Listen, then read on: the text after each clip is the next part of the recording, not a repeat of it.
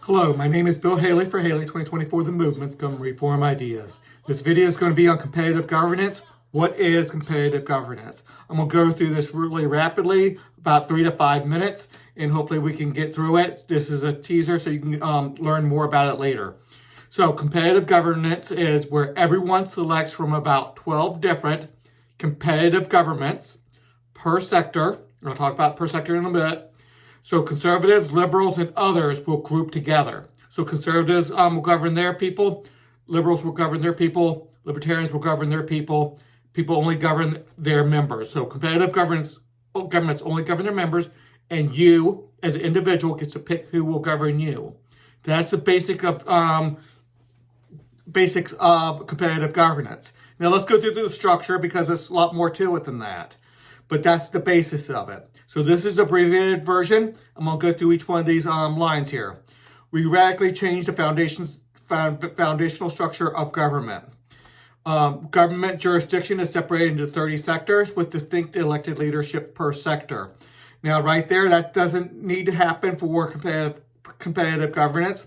But just in case you want to have a different governance for, let's say, your healthcare versus your banking, versus your food, versus your education, versus human resources and sales, environment. You can pick per sector. So that's the thing there.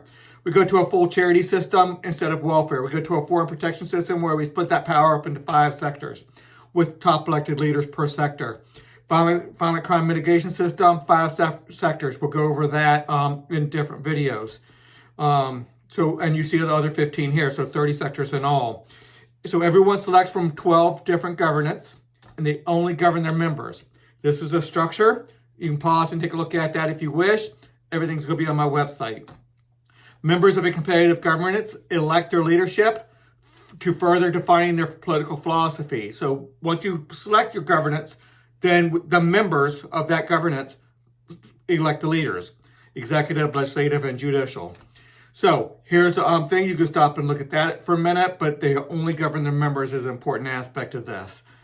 Then that's what that side is. Okay, there's a monopolized representative societal oversight. I know it's 4 words, but monopolized means one government, representatives, and that's just for oversight. So we oversight the private police, oversight the private roads, oversight the private military, oversight everything. Now, private military is a lot more involved in that. We'll show you that in a minute. But we have that in about 5 or 6 sectors. And mainly that's the diplomats. That's monopolized. That's not competitive. You still have a competitive structure in there, so you look at that. Commander-in-chief, 1 commander-in-chief. But there are going to be about a dozen commander-in-chiefs, don't get me wrong. And then every state's going to have this as well. But there's one structure where there is a structure and a hierarchy for 1 commander-in-chief when it really counts. So, but we'll go over that. Military authorization agency, so anybody with inherent government power needs to have be authorized, whether it's a military realm or the law enforcement realm.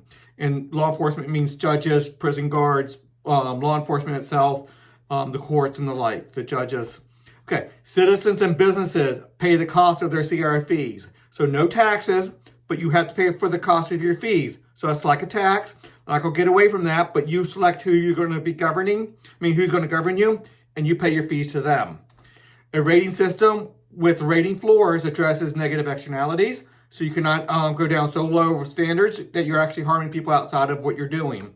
And what you're doing, whether it's in education or environment or building codes or whatever the case may be, all that's included. And it addresses abuse and corruption.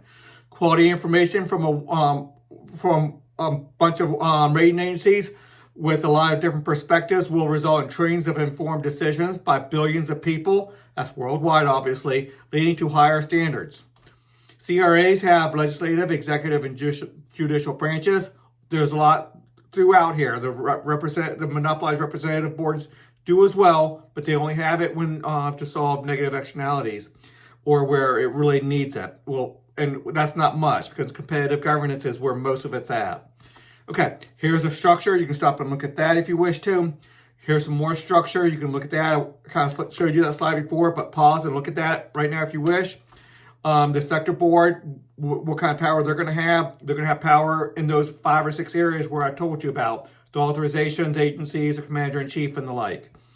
The parent sector board, what that's going to do is just going to make sure the structure is correct. All the sectors are staying within their boundaries. So they don't have a lot of power, but they do have the power to make sure people stay within their boundaries. And solving this disputes between the 2 different sectors. So rating agencies, there's a structure for it. Everybody joins a rating agency. There's a rating system that stops negative externalities, make sure standards don't get so low as to harm others. The rating system parent sector board, not a lot of power, but just making sure the system's working. Then a lot more you can see on my website at haley2024.org. Until the next video.